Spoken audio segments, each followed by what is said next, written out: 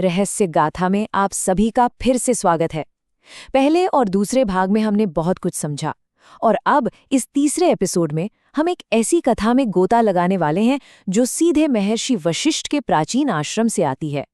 ऐसा मान लीजिए कि हम एक धधकती आग के चारों ओर बैठे हैं और एक बहुत ही रहस्यमयी और आध्यात्मिक कहानी सुन रहे हैं। तो चलिए बिना किसी देरी के शुरू करते हैं।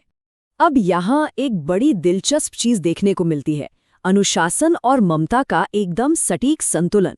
एक तरफ तो महर्षि वशिष्ठ इन छोटे राजकुमारों को कठोर तपस्या की भट्टी में तपा रहे हैं ताकि वे महान योद्धा बन सकें, पर दूसरी तरफ गुरु माता का वो ममता भरा रूप भी है। जब दिन भर की थकान के बाद राजकुमारों को घर की याद सताती है तो गुरु माता उन्हें बड़े प्यार से लोरी सुनाती हैं। ये हमें याद दिलाता है कि चाहे हम कितने भी बड़े आध्यात्मिक रहस्यों को क्यों न जान लें, हमारे भीतर की कोमलता और भावनाओं का जिंदा रहना बहुत जरूरी है। महर्षि अपने शिष्यों को जो सबसे पहली और गहरी बात बताते हैं वो ये है कि इस पूरी सृष्टि में अनगिनत शरीर हैं, जानवरों के, पक्षियों के, लेकिन मानव शरीर यह सबसे दुर्लभ है। सच मानिए यही मुक्ति का सर्वोच्च द्वार है। प्रकृति यहाँ कोई भेदभाव नहीं करती, चाहे रंग, रूप, जाति या नस्ल कुछ भी हो।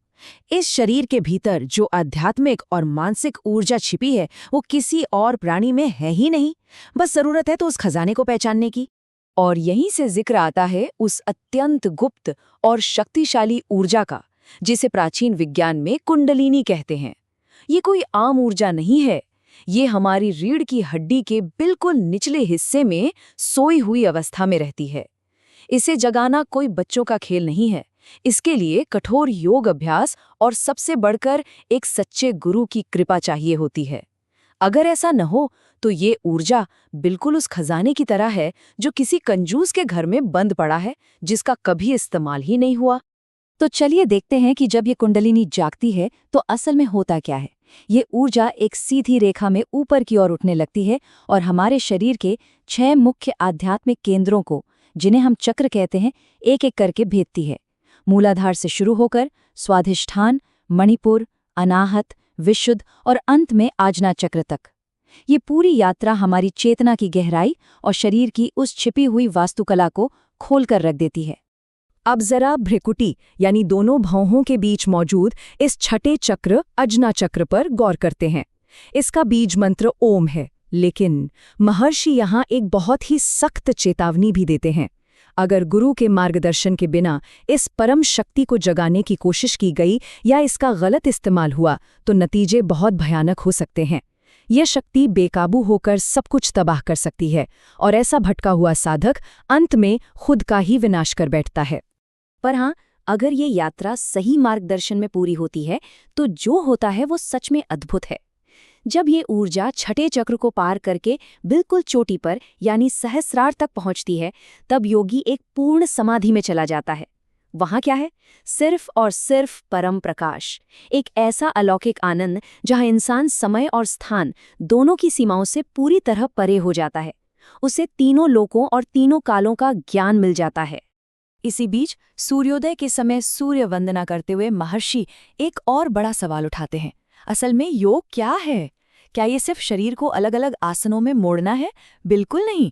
योगश चित्तवृत्ति निरोधः, मतलब मन की इस निरंतर चंचलता और भटकाव को रोककर उसे शांत करना ही असली योग है। क्योंकि देखा जाए तो ये मन ही है जो हमें संसार में बांधता है और यही मन हमें मुक्ति का रास्ता भी दिखाता है। और जब बात मन की आती है तो कर्मों का जिक्र होना तो तय है। पाप और पुण्य, इनके बीच का अंतर बहुत ही सीधा लेकिन बहुत गहरा है।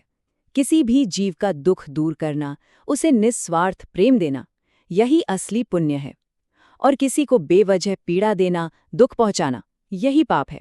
और मजे की बात देखिए, इन्हीं पाप और पुण्यों के चक्र में उलझकर एक जीव बार बार अलग अलग योनियों में जन्म लेता और मरता रहता है। महर्षि वशिष्ठ जीवन के इस चक्र को एक बेहद खूबसूरत रूपक से समझाते हैं। सोचिए, हम सब आत्माएं एक अकेले यात्री की तरह हैं जो समय की विशाल लहरों पर प्रकाश के कणों की तरह बस बहते चले जा रहे हैं। इस सफर में कई द्वीप आते हैं, यानी हमारे अलग अलग जन्म।